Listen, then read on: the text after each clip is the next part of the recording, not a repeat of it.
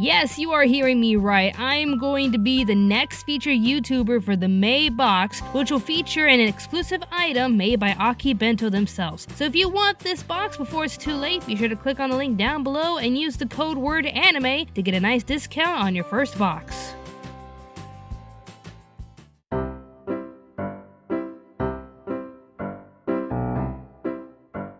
So, it's my birthday list. Lucky me is 1 year away from the big 3-0. I decided to do something new that I'm sure I'll get punished for later. So before we get started, I need to prepare myself.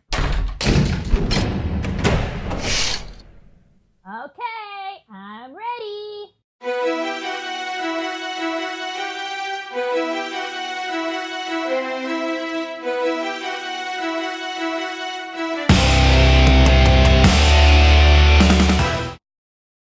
For a while now, people have wondered about my taste in anime.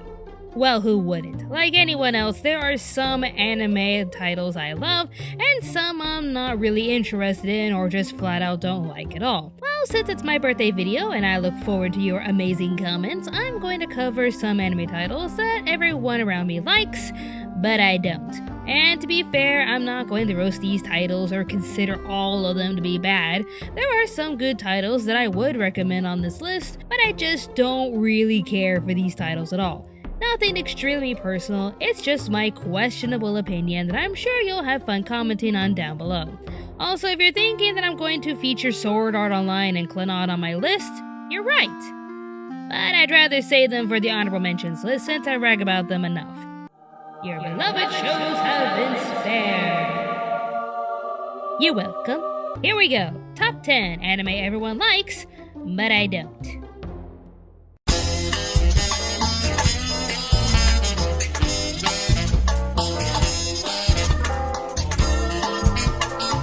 Number 10. I'm placing this one low on the list because I actually don't hate the show as much as I used to. But I wouldn't really say that I like the show personally now. Anohana. Years ago, you could say I made an unfair review of Anohana since I came off as someone who was annoyed with the series and its main character. I want to eat ramen with you. You're dead. Look what I can do, see? You're dead. We should go play with the others. How the hell can I move on if your dead spirit won't leave me alone? Well, as I was getting all the footage I needed for the list, I decided to skim through the episodes again, and I'm beginning to think I was a little too harsh on the show. The story is basically about a young man named Jinta being annoyed by a young girl named Menma, only for us to learn that he's the only one who can see her because she's dead. Jinta sees dead people. Menma would love to see her friends being happy like they used to be, but the old gang has gone their separate ways trying to move on from their tragic past. At first, Menma really annoyed me because she came off as an annoying little brat, even though I knew she died when she was just, well, a little brat.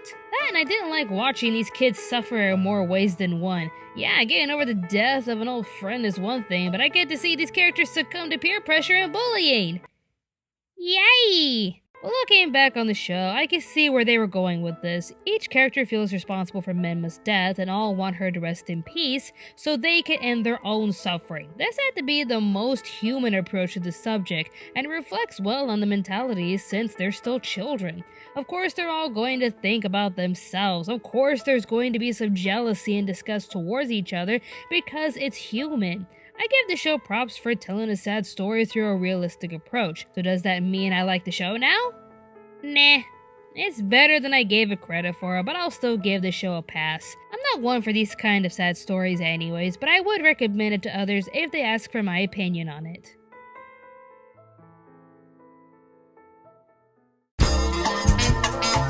Number 9.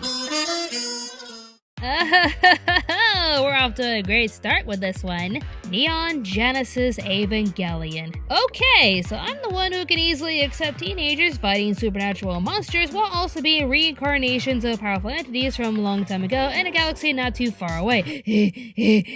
I read that in one take. I'm also the one who can accept a young boy growing up to be one of the strongest fighters in the galaxy while also being a complete idiot. What I can't accept is a plot consisting of the world in utter chaos from alien monsters desiring to destroy all of mankind, and the only hope they have are gigantic robot fighting machines piloted by angsty teenagers. I know this has been deemed as one of the greatest anime of all time, but that doesn't mean I have to like it. Hell, I only watched the anime series from an anime trade I made with a friend. I had to watch Evangelion, and he had to watch Pre-Tier. Yeah, Mike, if you're listening to this, I'm sorry. That was a dick move on my end because now I realize what I made you watch. So, dude, I'm sorry. Okay, moving on. I love the animation, the opening and ending credits, and some of the adult characters. Hell, I would have watched the show if Misada was the main lead since I cared more for her than our main heroes. I've seen plenty of shows where young fighters were crafted in these fields to protect all of humanity, so I can accept youthful teams saving the day in some circumstances. But Shinji gets dropped off in the middle of nowhere only to be told by his father, who abandoned him, that he has to board a giant robot to save the world. No! There is a lot I can take in, but this is just too much for me. It's still a good series that I highly recommend, but it's not a series I could get myself into. Unlike Shinji, who has to get himself in the robot. Get in the Eva, Shinji!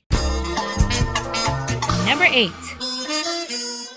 K-On! So Kyoto Animation can make stellar animation and make any series look great. But for some reason, I just could not get into this show. Sure, I love the ending credits for season 1 and love their style and fashion, but I don't know. The rest of the show was just boring to me. It looks nice. Really nice. I just don't know why I couldn't get into it. The melancholy of Haruhi Suzumiya had so much charm and energy that I found myself fully invested. Lucky Star made me laugh on several occasions, and I continued to watch the series over and over again. Free may have seemed like a fangirl trip, but I enjoyed the heartfelt message and story. K-On is just cute. A girl wants to form a band through the Light Music Club and enlists her best friend forcefully while discovering 2 new friends, one that can play the keyboard and one that can do nothing.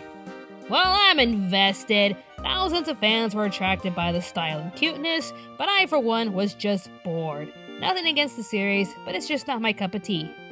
And cake. I want that food. Number 7. Crayon Shin-chan. Once I heard about the story and saw the animation, I gave it a pass. It wasn't just the animation that turned me off, though. Back in my Wonder Bread days, my mom was very weary over some shows I would watch. She even had a hard time with me and my sister watching The Simpsons. The Simpsons, of all things. That's how protective she was. So shows like South Park, Beavis and Butthead, and other profane shows were off limits to me. So a show this obscene and distasteful was off limits for me as well. I didn't want to disrespect my mom at the time, so any show that seemed too immature and distasteful were automatic turnaways for me as a child. Nowadays, I enjoy adult comedy. Hell, one of my favorite anime titles is Penny and Stocking with Garter Belt. I hold a no-shame policy and flourish in the world of potty mouths and dark humor. But at this time, it may be a while before I give this show another chance.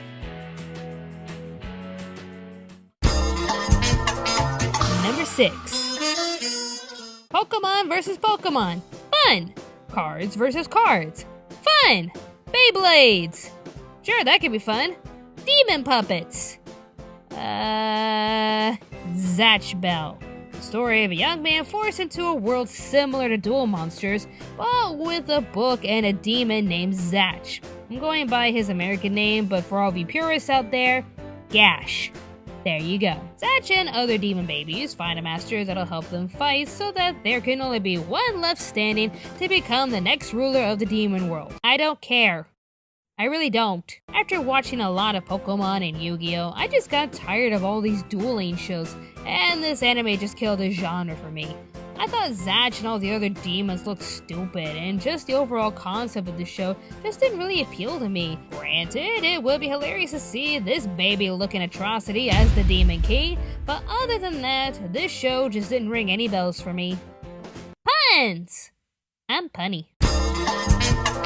Number 5.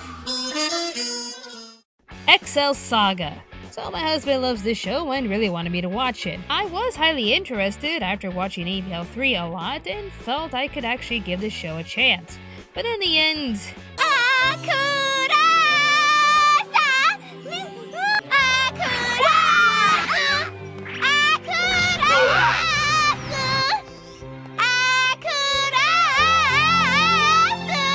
Therefore...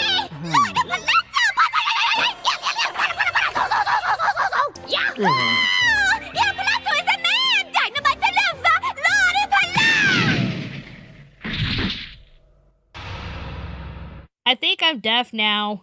XL ruined my experience. She's supposed to be the heart of the show and the comedy core of it all, but I just thought she was super annoying. I usually like eccentric characters like her, but I think there was just too much of her.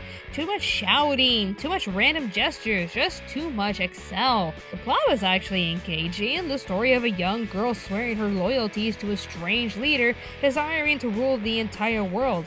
Instead of the typical loyal servant, we get a hyper fangirl.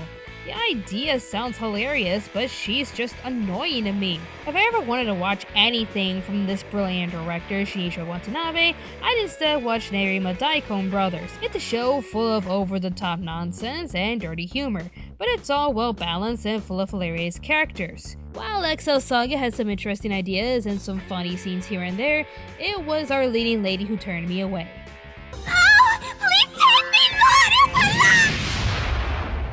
Okay, this scene still cracks me up though. Number 4. Snow White with the red hair. While a lot of people find this anime charming, I find it bland and boring. It's the story of a young woman named Shirayuki who starts off as a well-known apothecary?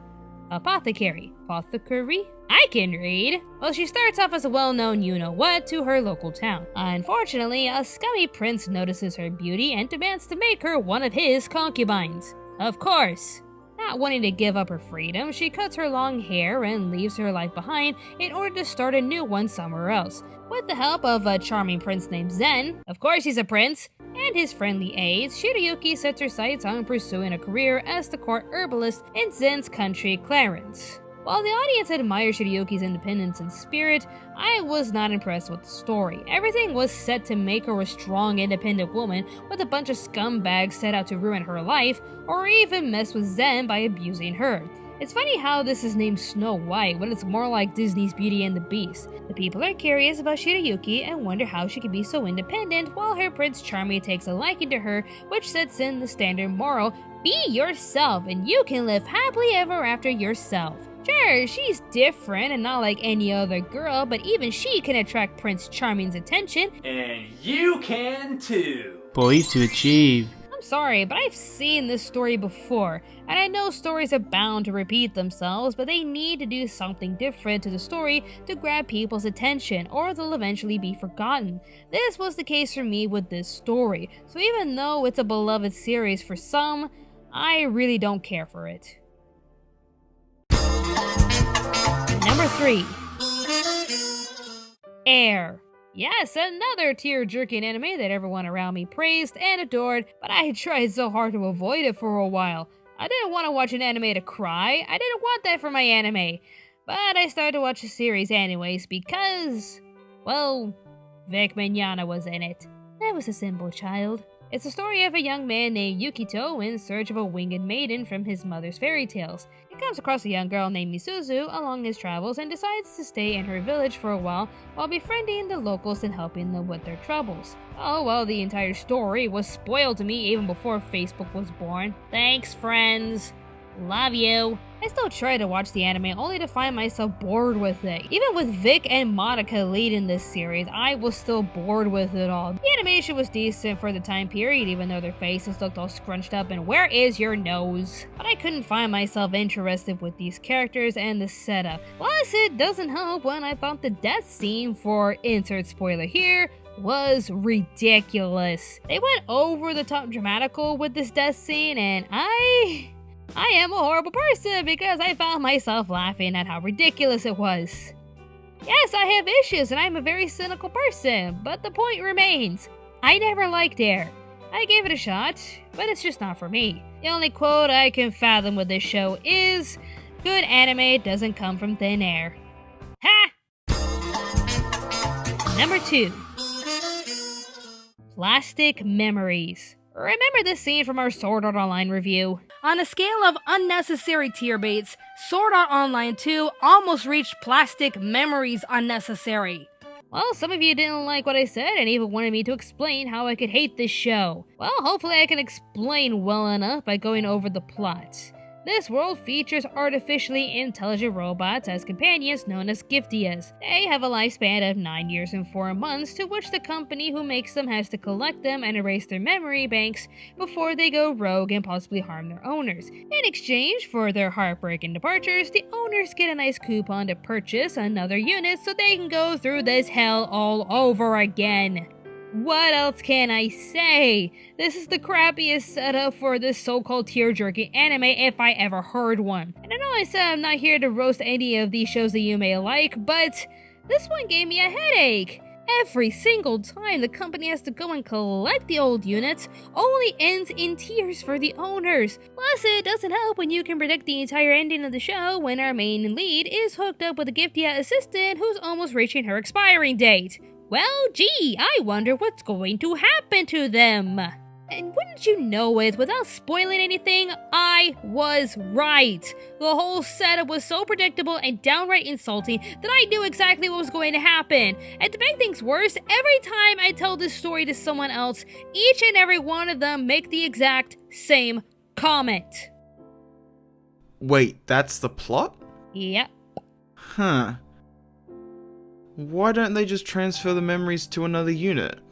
I mean, we do the same thing with computers today, right? And there you go! That one idea that a lot of people share ruins the show for a lot of people. It's a trap! This whole show is a tear-jerking trap. Crying scenes are supposed to be earned, not rammed into your face while still expecting an actual reaction from you. No matter what some of you say, I can never like this show, and I seriously want to wipe this entire series from my own memories.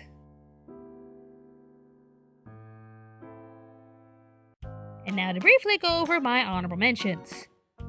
Rosange. I cannot stand the characters, and the whole scene where the princess got violated during her interrogation rubbed me the wrong way. No pun intended. Dear S. Definitely Peach Pit's weakest work as it screamed alien version of Chobits. It's honestly the same plot to me. Kino's Journey. I pushed myself to see what was so great about the show, but I honestly got bored with it. That's pretty much it. Mob Psycho. Everyone else on my team loves this show, and while I admire the animation, I just don't really like the story. I know this show is highly praised, but it's just not for me. The Disastrous Life of Psyche K. Just what I wanted to see. A gifted student with psychic powers constantly struggling with first world problems. Glenad. You already know why. Sword Art Online. Again, you already know why. And if any of you new people don't know why, just click on the links down below to watch both my reviews for them. ReZero. The creative setup for Subaru's Groundhog Day ability wasn't really enough to hold my attention. Plus, I happen to agree with some people with how ridiculously stupid his entry into the fantasy world really was. No offense, people. And finally... here we go. Attack on Titan. No, seriously. I choose not to watch the show because it's honestly not my thing. I liked it at first and still highly recommend it, but you won't see me getting all fangirly over season 2, mainly because I'm really not interested in it anymore. And the number one anime everyone likes, but I don't, is... I actually saved this one for number 1 because of the general reaction I get from people, so I'm curious to see how you'll react. Just let me explain why as I announce the title. Digimon. So, where do I start? Well, around the late 90s, there was a war. A war between two of the biggest shows on different networks, Pokemon on Kids WB and Digimon for Fox Kids. Both had really strong fan bases, but it seemed at the time Pokemon had the bigger marketing platform. Nonetheless, you either loved Pokemon or you loved Digimon, or you were a hardcore anime fan and loved both anyways. Considering how we did a full month celebrating one of these shows last year, you could tell which side I was on. I loved Pokemon. I loved playing the games, watching the show, and collecting all the cards. So when I heard about Digimon, I really didn't give it a chance since, honestly, and you're gonna hate me for this, I honestly thought Digimon was a cheap ripoff of Pokemon. Yes, I was a dumbass kid with severe bias issues. What of it? But I wasn't the only one who really thought that. I did watch the show for a bit, but then I just ran back to my Pokemon episodes and had dissed Digimon ever since. Well, now that I'm older and have to be fair with every anime title, I know now that Digimon is a thing of its own. Sure, the two shows were somewhat similar with their setup and titles, but they each present their elements in different formats. I don't diss this show anymore and have since then talked about it in some of our videos, but I still haven't really watched all of the episodes, and quite frankly, I don't really plan to do so anytime soon. With that said, you all know why now Digimon is a show everyone around me loves, but I really don't. Well, hopefully I haven't lost many of you subscribers out there. I'm just merely addressing a question that has plagued some of your minds for a while. If anything, I'm interested to see what you guys don't really like, but everyone around you does. Leave a comment down below and let's chat about it. If I can get out of this room. Do I even have a key to this room? Oh, I don't even close all those doors. Is there a button? Hello?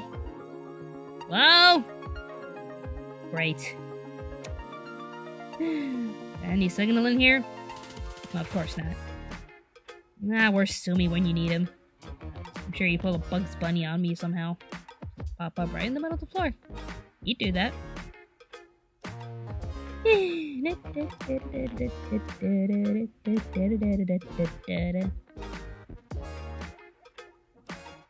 it is a padded room. Maybe I'll take a nap.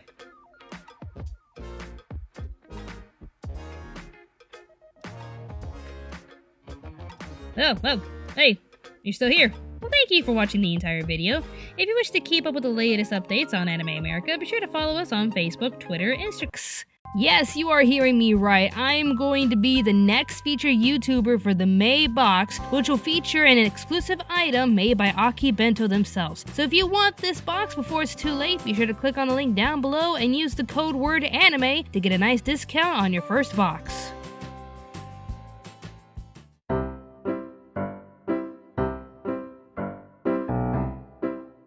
So, it's my birthday list. Lucky me is 1 year away from the big 3-0. I decided to do something new that I'm sure I'll get punished for later. So before we get started, I need to prepare myself. Okay, I'm ready.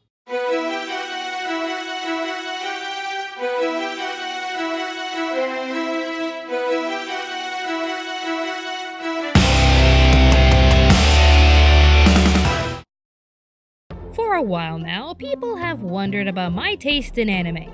Well, who wouldn't? Like anyone else, there are some anime titles I love, and some I'm not really interested in or just flat out don't like at all. Well, since it's my birthday video and I look forward to your amazing comments, I'm going to cover some anime titles that everyone around me likes, but I don't. And to be fair, I'm not going to roast these titles or consider all of them to be bad. There are some good titles that I would recommend on this list, but I just don't really care for these titles at all. Nothing extremely personal, it's just my questionable opinion that I'm sure you'll have fun commenting on down below. Also, if you're thinking that I'm going to feature Sword Art Online and Clannad on my list, you're right. But I'd rather save them for the honorable mentions list since I brag about them enough. Your beloved shows have been spared. You're welcome. Here we go. Top 10 anime everyone likes, but I don't.